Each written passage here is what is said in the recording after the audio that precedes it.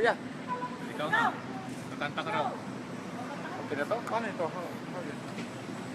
Is it on? Mic test. Hello. Hello, mic test. Good morning, everyone. Good morning. We are here gathered in the name of unity, in the name of progress, and in the name of reconciliation.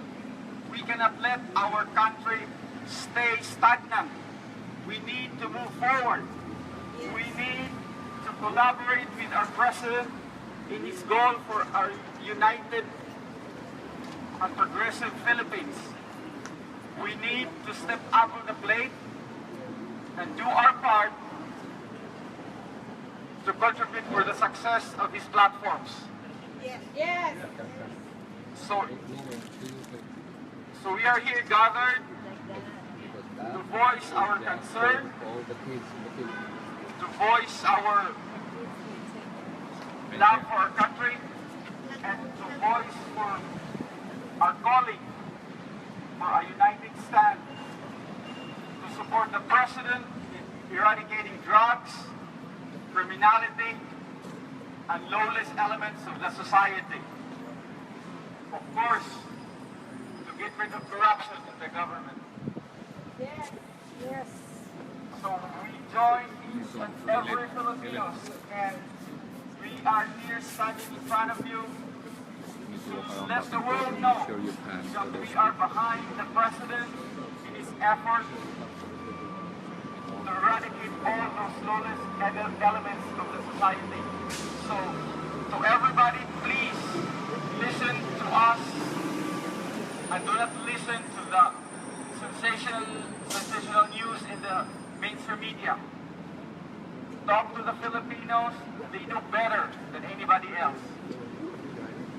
Mabuhay tayong lahat, and let's continue with our relentless and steadfast vigilance to be with the President on his goal for a better Philippines. Salamat!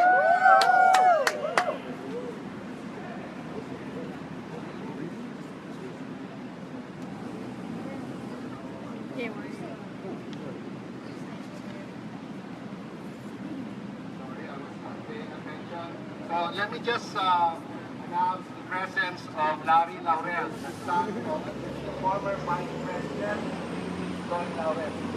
Larry, thank you for coming, and he's here to support us, and we're very grateful for your presence. And hopefully, you can help us pray further for the unity of our country, something that we really need at this crucial stage of our history. We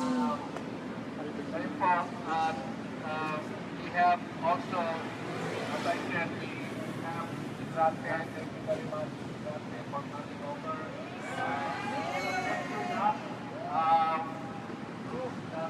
In fact, we can all be in one place despite the fact that there are some differences amongst us. One thing is clear. What we need now is pagkakaisa. Yes. Pagkakaisa po, dahil marami pong mga puwersa na gustong ibagsak ang mga gains na nakuha natin ngayong eleksyon. It is time for us to stand up and be counted. Let us stop being fence-sitters. Yes. Kasi tapos na yung tapos na yung nanonood lang tayo. Hindi na ho panahon sa mga ganyan. Ito yung panahon para tumindot tayo sa ating mga sarili. At ako po yung nagkagalak dahil mga ating presidente ngayon has signified in no uncertain terms that the Philippines from now on will pursue an independent foreign policy. Something that we all need, have been longing for over the years. Importante po yan. Dahil although itong kinatatayuan natin ngayon, nagbigay po sa atin ng napakaraming biyaya, at we are very thankful because we have enjoyed democratic space and freedom in this country. We can do that as well in our country. Hindi kailangan ng ibang tao, hindi kailangan ng ibang bansa na tayo ay diktahan para makamit natin ang tunay nating kalayaan. We will define the freedom, we will define the kind of democracy that we need for our country. Because wala akong ano yan eh, hindi ho one size fits all. Iba-iba ho yan eh. Ibang sitwasyon dito sa ating pinalalagyan. Iba din ang sitwasyon sa ating bansa. Kaya, let us determine our own destiny. That is exactly what the President has now determine our own national destiny sa kanyang paninindigan. Ngayon, siguro meron din tayong nakikita na siguro meron marami sa atin na sana hindi na sinabi yun, hindi na sinabi yan. Ang importante po sa lahat, yung mensahe na kanyang nilalakad. Yes. Hindi ho yung iti-twist yung sinabi niyang ganito, hindi naman yun ang ibig niyang sabihin. So, isa pa sa mga kung bakit nandito tayo ngayon para tumawag ng pagkakaisa at ipagdasal ang mga kawawa nating mga kababayan na victims ng Davao bombing is that wala na ho tayong panahon. Sa tingin ko po, ito ang panahon para tayo tumindig sa ating mga at isigaw natin sa buong mundo that we are truly independent. Independent po tayo. At we will determine our development. We will determine and define our progress. And we will determine whether we are successful or not. There's no one, no country, big or small, should dictate and define the kind of progress and success that we have. Tayo na po yun. Yun po ang tinatawag na self-determination. Something that at all within us. Nasa atin po yan. Mga kapatid nating Muslim nandito, naiintindihan nila what self-determination is. Sapagkat, sabi ng Presidente, ang mga nakaraang for 400 years, Spain, Muslim, our Moro brothers, were never conquered. Doon pinanggagalingan yung kanyang mga binitawang salita. Kaya nga, huwag nyo kaming turuan kung anong huwag mo kaming turuan kung anong independensya. Because as far as our Muslim brothers are concerned, yan po ay nasa sa loob. Even before Spanish colonization. Kaya walang kahit sino, bansa, malaki man o maliit, ang pwedeng makapagpinta sa atin. Tayo ang magtitibay ng ating kalayaan. Ito ba? Yun po ang pinanggagalingan na ating Presidente. Hey! Woo! Kaya, sa ngayon, importante na ipagdasal natin ang ating bansa, ipagdasal natin ang ating mga kababayang nalagas sa walang kakwenta-kwentang act of terrorism. There were 15 people who have lost their lives rather senselessly, and these are innocent victims. Nakakaawa po ang kanilang mga pamilya. Kaya po, na-organize natin ito dahil napansin nyo ba na yung mga ibang rally dyan na kung saan nagdadasal daw yun naman pala merong tuwid na lagyan para pinakakita. Sa tingin ko ay mga balak nilang para pag-wawalayin ang ating mga idea, ating ating mga ah, mga hopes and dreams. Puro ho may agenda. Ngayon ho, maya-maya tayo mag-iisa. Ako po ay excuse dyan dahil hindi po ako katoliko, pero hindi po tante kung katoliko o Muslim ka o Protestante ka. Importante, meron po tayong ang Diyos na sinasabi ng Thanks for coming po. yan, bigay ko ng klaseng destiny. Ngayon may po. Nag-apply po ako. Apply. Pero sa Laurel High School ako nag-aral. Sa Jose Perez Laurel High School. Lyceum? No, high school sa Tondo. Ay, yeah. Jose P. Laurel talaga. Yung Yun po yun. original. Original yun. Yeah. Mag-reflect tayo. It was the first, no? Then like, naging Lyceum. Yung mga branch. Yeah, Ngayon yeah. na Lyceum. tayo po ay nasa isang crucial point ng ating history. So, Sa kasi, sandaling ito, gusto ko sanang tumawag ng siguro tawagin ko muna ako kung pasensya ako. Tawagin ko muna ang kapatid namin para magbigay ng closing prayer sa ating mga what's your first Oh, name? by the way, Leon? Leo. Leon. Larry. I'm just doon po sa Lisa. I just Would like to call on our brother Rafi Macabando to lead prayer for the double victims and for our customers. yeah. Sila. You're doing a good job. Basta, for it.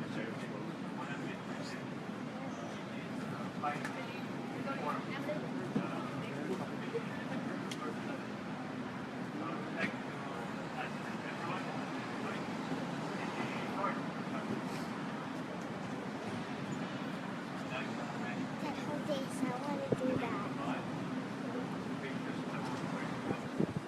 What brings us to sing to God, Lord of the world, the most beneficent, the most merciful. Lead our heart with thy gates.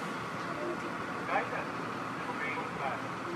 The path of love, of thy grace, and those who God is there. Maraming salamat. Mabuhay po siya.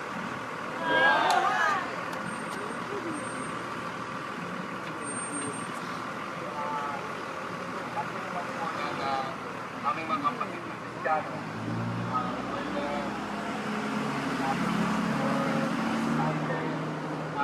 libre ho kayong pumunta dito at magbigay ng mountain prayer sa ating mga kababayan.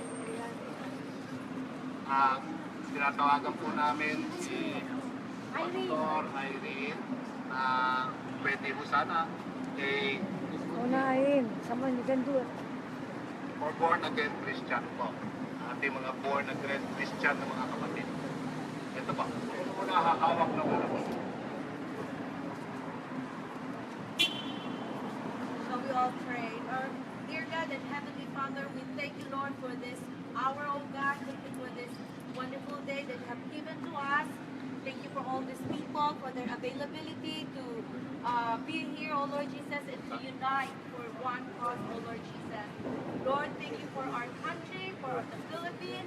Thank you for giving us Duterte, Lord.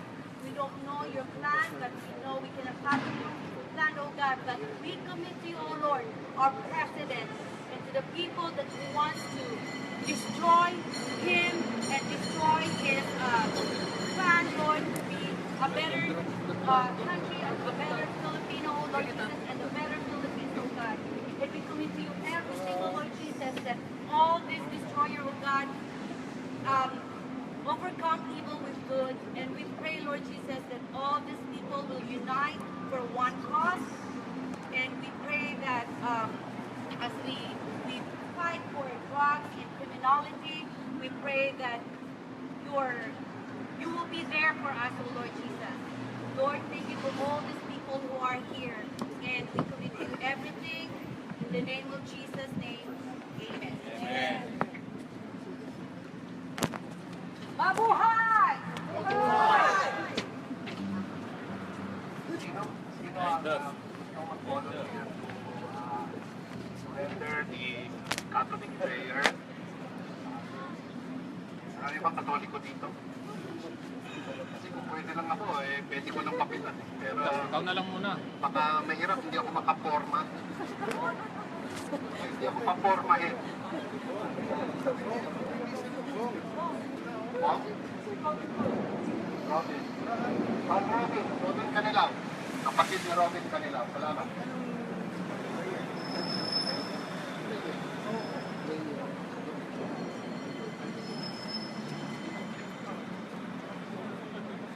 Hi, good morning.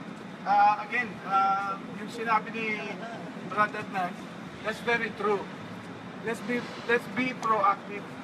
Kasi kung wala tayong gagawin, or the indifference, nothing's gonna happen.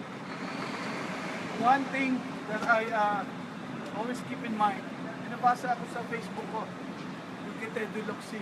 I don't know if you read it too. We have to take advantage of this leadership. Otherwise, wala. Nothing's gonna happen. Well, anyways, really, the primary reason we're here is because of the victims who died of the Davao bombing. We would like to say a prayer. Really, the prayer is inside by noontime. Nothing else. It's the best prayer. It's the Mass. Magsasama-sama tayo. We will break a meal. That means the Mass itself. And then after the Mass, saluhan nyo kami, lahat tayo magkakain na. Really, there's two versions of breaking bread. Anyways, let's say one Our Father, one Hail Mary, and one Glory Be for the victims. Our Father, who art in heaven, hallowed be thy name. Thy kingdom come, thy will be done, on earth as it is in heaven.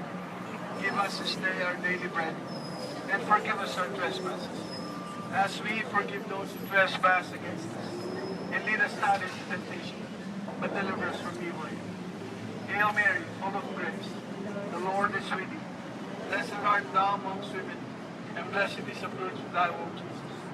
Holy Mary, Mother of God, pray for us sinners now and at the hour of our death.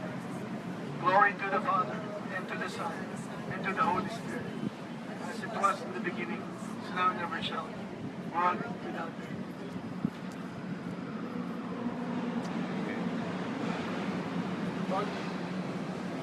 Anybody who wishes to say something? This is the best time. Si Bernadette, migrante. Oh, migrante. Magandang umaga po sa inyong lahat. Nandito po ang migrante para sa pakikiisa at sama-samang pag-alala sa mga namatay nating kasama dahil sa bomba na nangyari sa Davao. At isa rin dahilan kung bakit tayo nandito, sabi nga ni Atty. Adnan, upang ipaalam sa buong mundo na tayo nagkakaisa para suportahan ang mga programa, lalong-lalo na para sa mga mahihirap, na alam natin ito ang dahilan kung bakit nanalo ang ating mahal na Pangulo sa kasalukuyan.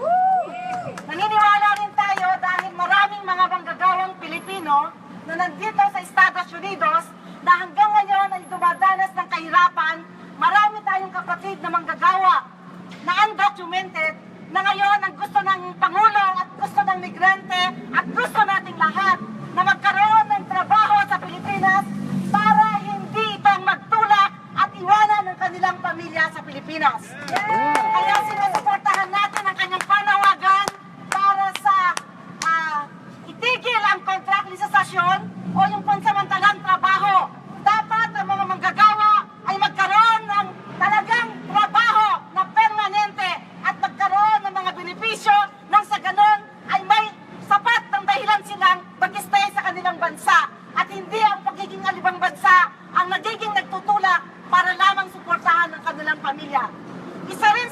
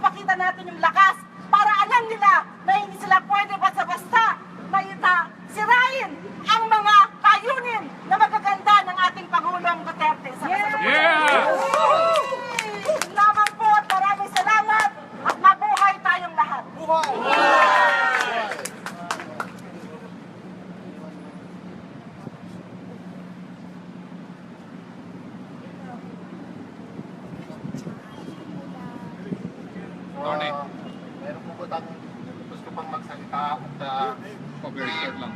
si Leo, ang ating kapatid ni Leo, Maiba, at pakinggan po natin. Ito po ay konting history lang po kay Leo. Si Leo ho, biglang nag-message sa akin. Documentationers. Sa akin gusto niya sanang makita sa atin dahil sa tingin niya, kagaya ng marami sa atin ngayon, sa tingin niya, marami tumitira sa presidente na wala namang kabase-basehan. So, gusto niyang mapabilang sa mga taong nangindigan sa ating presidente at sa mga ginagawa ni presidente ngayon sa ating bansa. Leo, kapatid na Leo.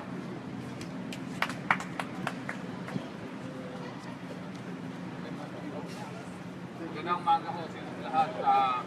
Nagpapasalamat po ako at nag-join kayo sa rally na ito. Malaking bagay po sa akin at sa aking pamilya dahil sa unang pagkakataon, ngayon lang talaga kami nakaramdam ng malaking pagbabago sa Pilipinas. Na manalo lang si President Duterte, talagang sinuportahan natin ito at sana naman huwag tayong tumigil sa pagsuporta sa kanya, lalo na ngayon kung gaano kalakas ang suporta natin noong eleksyon. Mas kailangan niya ang suporta natin ngayon. Alam niyo kung bakit malaking bagay sa akin yung pagsuporta sa kanya dahil sa kanyang gera kontra droga. Kasi kasama ko ang aking anak ngayon dito. Ito ang isa sa mga mahalaga kung bakit kailangan natin suportahan yung gera kontra droga. Imagine natin na halos karamihan ng kabataan sa Pilipinas ay nalululod na sa masamang bisyo sa droga na ito. Huwag nating hayaan na masira ito ang future ng ating mga kabataan sa Pilipinas. Kasi kung hahayaan na lang natin ito, kung hindi nanalo si Duterte, before we know it, kahit mga aso natin, addict na pala. So, sana naman po, encourage nyo yung mga kaibigan nyo, yung mga co-worker ninyo, ang mga kapamilya ninyo na sana ipaglaban natin ito kasi once in a lifetime lang darating ang ganitong klaseng leader sa bansa natin. Maraming salamat po. God bless the Philippines. God bless.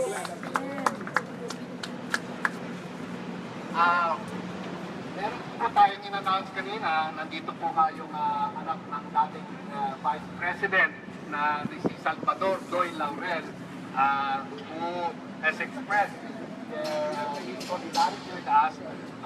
We would like to call on Larry to say something. Larry Laurel.